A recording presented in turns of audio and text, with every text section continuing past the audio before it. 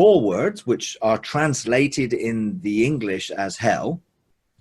We have Tartarus, which is just used once.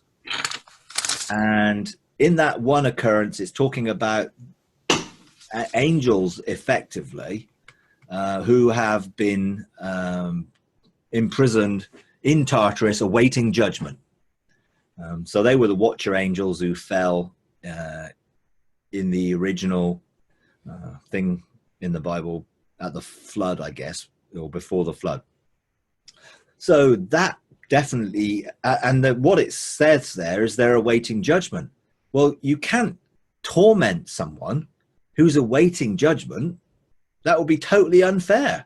That's like saying, well, we're going to put these people to death before we've had the court case to discover whether they're guilty or not. So they're awaiting judgment, and they're described as being in hell. Well, they're not in hell. They're in the place awaiting judgment, which is described as Tartarus or Tartaru in Greek. So one occurrence of that, I think it's in Peter. So then the other words are Sheol, which is the place, the grave or the pit, literally. And if you go back into the original Hebrew, it says grave or pit. If you go into a concordance or a, let's say Strong's concordance of that word, it will say grave, pit, and then add hell on the end. And hell is put there because of the understanding of the interpreter, not because it was there in the original. It had no Hebrew meaning of torment or punishment or anything else. It was where people went after they died, to Sheol, the place of the dead, the grave. And it could be just the grave in context. Well, they went into the grave, so we buried them in the grave. Well, putting someone in the grave isn't putting them in hell. The pit obviously has a meaning which is deeper. So they're not just being put into the earth, they're going down under the earth somewhere. So that you have that concept.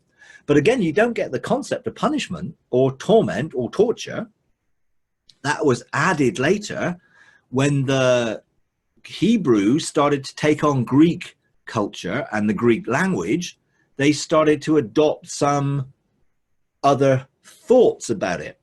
And then you've got obviously Hades, which is the Greek equivalent of Sheol. And that literally means a place of being out of view, out of sight. So when you die, you're no longer in view to the real world. And that's the root meaning. But we then have added on, obviously, Hades being the Greek god of the underworld.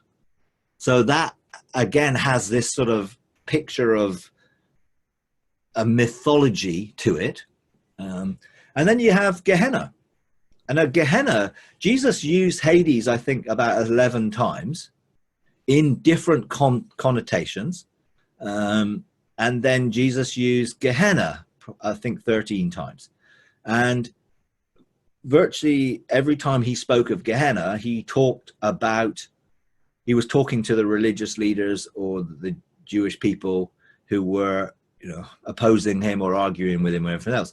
And literally, it's a place, the Valley of Hinnom, outside of Jerusalem. It was their rubbish dump, and it was on fire. It had been burning for hundreds of years because all the rubbish was in there, continually burning. It's like, our tire mountains today. Some of them are on fire and they just can't possibly put them out. And it was also a place where, the rubbish decomposed. So it was a place where they described it as where the fire and the worms were operating. And that has a history, if you go back into history, where there was child sacrifice, where the Valley of Hinnom was seen as a bad place because of what they did there. They sacrificed, even the Hebrews sacrificed their children to Molech in the Valley of Hinnom. And in Jeremiah, it's prophesied that this would be a place where there's fire that would burn and the worm would eat the body. So Jesus then uses this place, which everyone knew. I mean, it was everyone in the New Testament who heard Jesus talk about Gehenna knew exactly what he meant. This was the physical rubbish dump. So if you said to someone like the Jewish leaders, you're going to end up in Gehenna, it was totally offensive to them, of course. So he warned them physically, if you do not change your perspective on this and follow me, you're going to end up in the rubbish dump. And literally, they did. Some of those who Jesus spoke to literally were crucified in AD 70, in the destruction of Jerusalem. They were put into the rubbish dump, hundreds of thousands of them. So that was a physical, it was nothing to do with the future 2,000 years later. Jesus meant it to them now. Then that's what he meant. It was like, this is where you're going to end up. Some of it was very figurative of your whole lives. You think you're so righteous, but your self-righteousness is going to end up, you're going to end up losing your life. So when Jesus said, what does it benefit your soul if you gain the whole world but lose your soul? That's what he was saying to them. What's the benefit of all your kingdom stuff, of all your self-righteous religious beliefs, if you're going to end up in the rubbish dump? So those are the 4 different words that are translated hell. And none of them actually mean hell in the concept that we have in evangelical Christianity today.